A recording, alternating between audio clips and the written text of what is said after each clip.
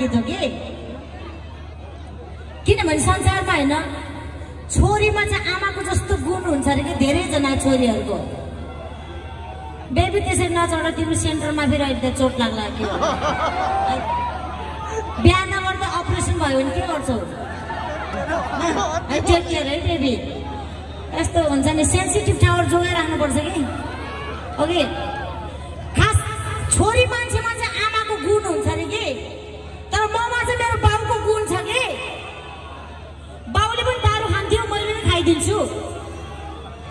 बाउले तन्नेर घुमाउँथ्यो म तन्नेर घुमाइदिन्छु।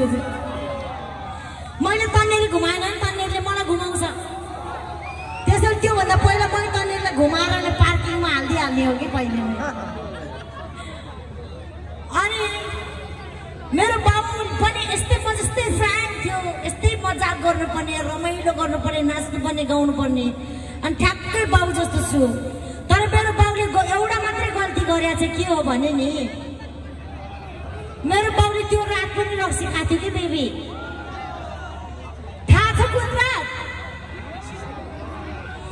जुन रातमा मेरो बाउको पेटबाट आमाको पेटमा ट्रान्सफर हुँदै थिए त्यो रात मेरो बाउ रक्सी खाएर झ्याप थियो।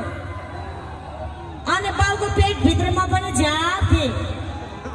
ए सरी बाउको त पेटमा हुँदैन क्या अरे कहाँ हुन्छ त्यो कुनै के कोषतिर हुन्छ हैन हो त्यहाँ पनि झ्यापहरू सुतिरहेको थिएँ कि मलाई त्यो कोष भन्दा त हाँसी ठिक मलाई होइन। हाम्रो स्वास्थ्य पढाउने सरले कि प्रजनन प्रणाली पुरुषको भनेर पढाउने बेला चित्र बनाउँदाखेरि सबजना हाँस्थ्यो कि पछाडि बसेर होइन दिन्थ्यो कि सबैजनाले होइन हाँसो छोड्नु भएको कुरा हो होइन। अनि बाउ पनि झ्याप थियो।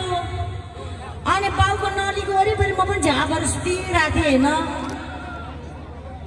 मलाई आमाको पेटमा जान चाहिँ मन थिएन कि जबरजस्ती पठाएको मेरो बाउले। तर त्यस्तो झ्याप